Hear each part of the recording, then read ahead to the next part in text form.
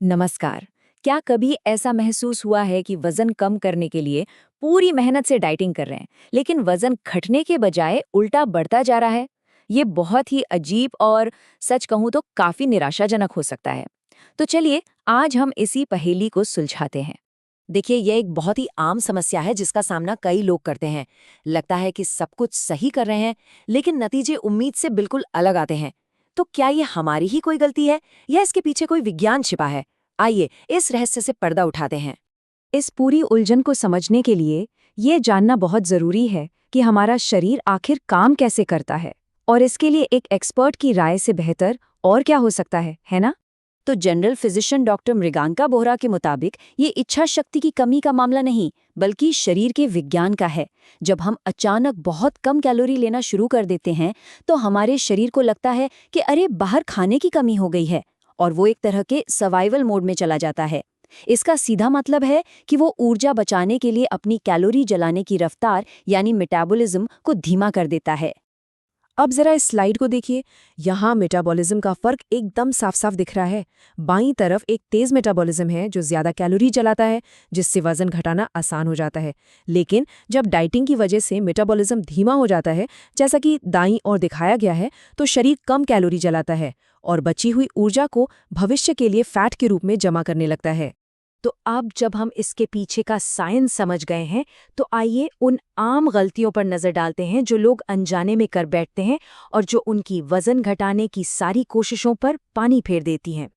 तो गलती नंबर 1, और ये एक ऐसी गलती है जिसे हम में से कई लोग अक्सर अनदेखा कर देते हैं। हाँ, सुनने में थोड़ा अजीब लग सकता है, लेकिन अक्सर लोग हेल्दी फूड के नाम पर जरूरत से ज्यादा खा लेते हैं। देखिए, भले ही सलाद, फल या ड्राई फ्रूट्स खा रहे हों, अगर उनकी मात्रा सही नहीं है तो आपकी टोटल कैलोरीज तो आसानी से बढ़ सकती हैं। इसलिए पोर्शन कंट्रोल यानी खाने की मात्रा पर ध्यान देना बेहद जरूरी है। अब आते हैं दूसरी गलती पर, और ये सुनने में शायद थोड़ी अजीब लगे क्योंकि ये पहली गलती के एकदम उलट है। जी हाँ, बहुत कम खाना भी एक बहुत बड़ी गलती हो सकती है। जैसा कि हमने पहले समझा, जब शरीर को ज़रूरत से बहुत ही कम कैलोरी मिलती है, तो वो अपने सर्वाइवल मोड को और भी मजबूत कर लेता है। नतीजा, मेटाबॉलिज्म और भी धीमा हो जाता है। ऐसे में शरीर मिलने वाली हर एक कैलोरी को बचाने की कोशिश करने लगता है और वजन कम होना लगभग रुक सा जाता है। और अब बात करते हैं तीसरी और आखिरी बड़ी गलती की। ये गलती अक्सर वो लोग करते हैं जिन्हें लगता है कि वो सब कुछ बिल्कुल ठीक कर रहे हैं। हम अक्सर ये मान लेते हैं कि रेस्टोरेंट में मिलने वाले हेल्दी ऑप्शन सच में हेल्दी होते हैं, लेकिन कई बार इन सलाद और सूप जैसी चीज़ों में भी भारी ड्रेसिंग, सॉस, बहुत ज़्यादा नमक और चीनी छिपी होती है, जो चुपके से हमारी सारी कैलोरी का हिसाब बिगाड़ देती है। तो फिर एक संतुलित खाना असल में दिखना कैसा चाहिए? ये स्लाइड इसे बहुत अच्छे से दिखाती है। United states department of agriculture के मुताबिक हमारी प्लेट का आधा हिस्सा यानी 50% फलों और सब्जियों से भरा होना चाहिए, और बचा हुआ 25% हिस्सा साबुत अनाज जैसे रोटी या ब्राउन राइस से, और आखिरी 25% लीन प्रोटीन जैसे दालें, पनीर, टोफू या चिकन से आना चाहिए। तो ठीक है, हमने समस्या समझ ली, उसके कारण भी जान लिए। अब सबसे जरूरी सवाल, इसका समाधान क्या है?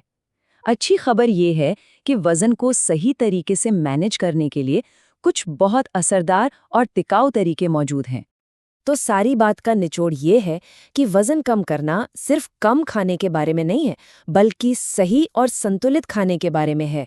खाने की मात्रा पर कंट्रोल रखें, प्रोटीन और फाइबर से भरपूर खाना खाएं, रोजाना थोड़ा व्यायाम करें, चीनी और सिंपल कार्ब से थोड़ी दूरी बनाएं, और सबसे जरूरी बात, निरंतरता बनाए रखें। याद रखिए, ये कोई स्प्रिंट नहीं, बल्कि एक मैराथन है। छोटे छोटे बदलाव ही लंबे समय में बड़े नतीजे देते हैं। इस सारी जानकारी के बाद ये सवाल पूछना तो बनता है, शायद अब सख्त डाइटिंग को छोड़कर एक ज्यादा स्मार्ट, बैलेंस्ड और लंबे समय तक चलने वाली जीवन शैली अपनाने का सही समय है। सोचने वाली बात है ना?